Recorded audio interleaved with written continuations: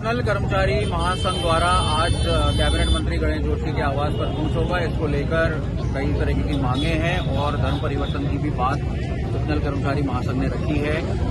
जो महासंघ के साथ कई मोर्चे ऐसे जुड़ रहे हैं जो इसमें साथ दे रहे हैं और आवाज उठाने में मदद कर रहे हैं। ऐसे ही एक मोर्चे के साथ अभी हम मौजूद हैं, यहाँ पर उनसे बात करते हैं, गोसाई जी हैं, बातचीत करते हैं कि किस तरह से आज आप कूच कर रहे हैं, प्रमुख मांगे क्या है। देखिए, जैसे गोविंदा जी ने बताया, हमारी मांगे ऐसी नहीं कि जो सरकार पे कोई वित्त भार पड़ेगा।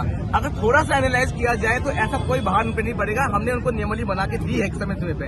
हमारी जो पहली मांग तो यही है कि जब हाई कोर्ट से हम लोग को एक अच्छा डिसीजन आया है तो उसको फॉलो क्यों नहीं करते। आप हमारे खिलाफ सुप्रीम कोर्ट चले गए एसएलपी लगा के, ठीक है, आप चले गए हो सुप्रीम कोर्ट, तो उसके बाद जो सुप्रीम कोर्ट ने हमारा मामला विचाराधीन है तो आप लोग हमारे कर्मचारी को बाहर क्यों कर रहे हो।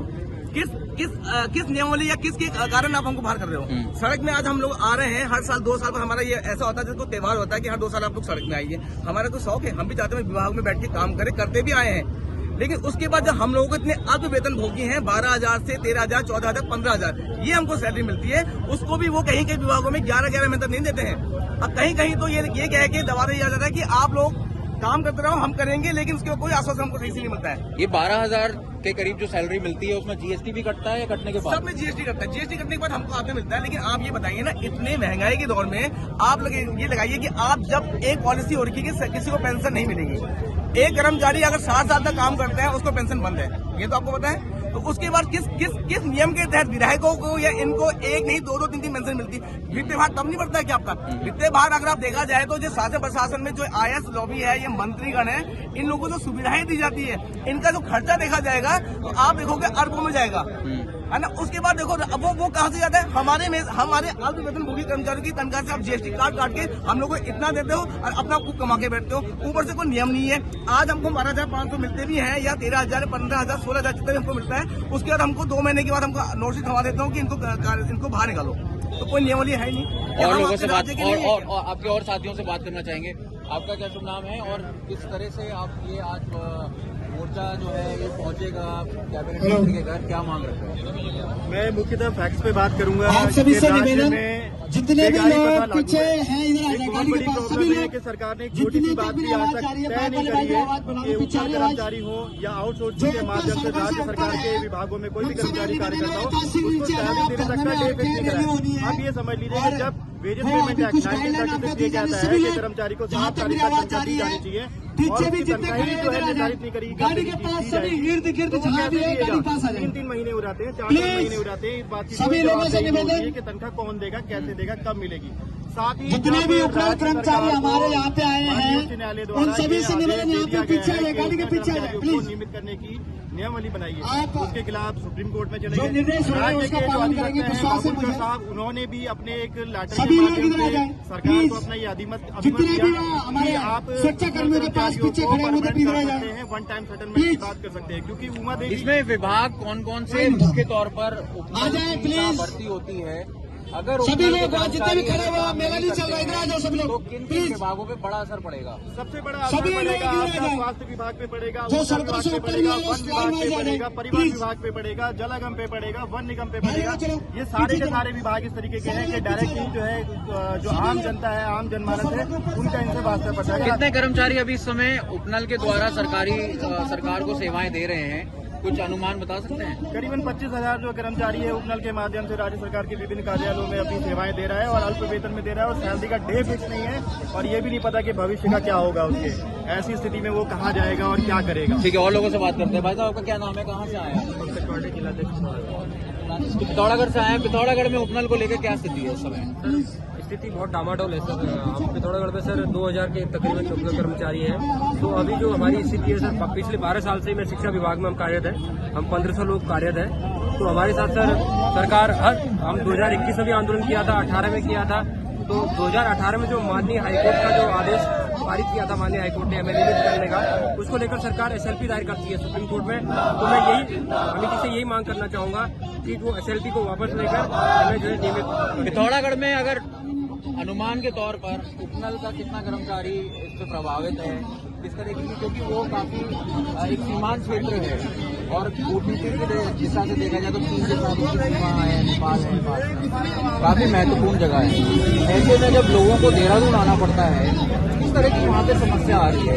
जो किला है वो सीमा, जो अंतर्राष्ट्रीय सीमा से चाइना और नेपाल से कटा हुआ है, तो हमारे लिए बहुत बड़ी समस्या है सर। एक तो हमें 1.5 दिन जो है वहाँ से यहाँ पहुँचने में आर्थिक समस्या का मतलब तो हमारी 12,500 है, ऊपर से वहाँ से हमें यहाँ पहुँचने में 2 दिन समय लगता है। अभी मैं आपको बताना चाहूँगा आपके चैनल के माध्यम से, अभी जो है पिथौरागढ़ में स्वास्थ्य से लेके, शिक्षा से लेके 2 दर्जन से अधिक विभागों में उपनल कर्मचारी काम कर रहे हैं, तो इससे जो है बहुत काम जो है प्रभावित हो रहा है। ठीक है, और लोगों से बात करते हैं। मतलब आप कहाँ से हैं और इस समय जो समस्या है, आपका मोर्चा भी यहाँ पर है, तमाम तरीके के सरकारी विभाग जो हैं वो भी प्रभावित होंगे अगर उपनल के कर्मचारी काम नहीं करेंगे। क्या इसमें मुख्य तौर पे जो समस्या आ रही हैं एक आम कर्मचारी को, उसके बारे में? आम कर्मचारी को जो समस्याएं आ रही हैं, सबसे पहले तो है वेतन। कर्मचारी को वेतन नहीं मिल रहा है।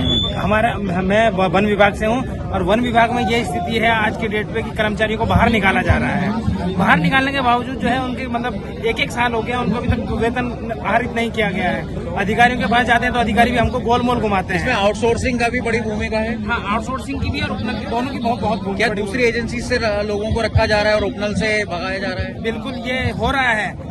यहाँ पे मतलब इन्होंने जो हमारी जो सरकार है, इन्होंने एक जैम पोर्टल लागू किया है, उसमें अलग अलग ठेकेदार उसमें अपना वो रजिस्ट्रेशन करवा रहे हैं, उनके माध्यम से जो है कर्मचारियों को आउटसोर्स किया जा रहा है। तो इस समय अगर ये कर्मचारी, जैसे कि आप इस समय पूछ कर रहे हैं, आउटसोर्सिंग के माध्यम से रखा जा रहा है और जो मुख्य भर्तियां निकलती हैं उसमें भी नहीं हो रहा है, तो ये समाधान कैसे निकलेगा इसका समाधान के लिए तो हम लोग यहाँ पे इकट्ठे हुए हैं, सरकार से अपनी मांगों को, जो हमारा जो सुप्रीम कोर्ट में जो हमारी SLP दायर हुई है, हम हाई कोर्ट से जीते हैं और सरकार उसके खिलाफ जो है सुप्रीम कोर्ट चली गई। हमारी जो मांग है कि नाम जो हाई कोर्ट से जो हमारा निर्णय आया है उसको लागू किया जाए सभी कर्मचारियों को। जैसा कि अभी हमारी बुधियाल जी से बात हो रही थी, जो अध्यक्ष हैं, उन्होंने कहा धर्म परिवर्तन पे भी हम लोग विचार कर रहे हैं, तो क्या ऐसा कुछ करने वाले हैं? ऐसा दिमाग में क्यों आया? क्या इतना आक्रोश है, इतनी मजबूरी आ रही है, इतना हर कोई परेशान है कि धर्म परिवर्तन का ख्याल कहाँ है? धर्म परिवर्तन का सर मैं इसमें बताना चाहूंगा कि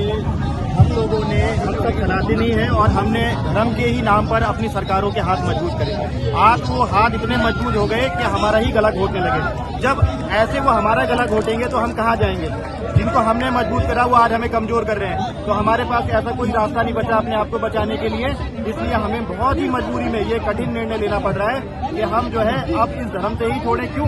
क्योंकि जब हम आप को मजबूत कर सकते हैं तो आप हमारी वजह से मजबूत हैं। जब हम ही तुम्हारे साथ नहीं होंगे तो तुम मजबूत कैसे हो? आपका क्या नाम है? कहाँ से आए हैं? सोमदेव रावत प्रोला। कहाँ से? प्रोला।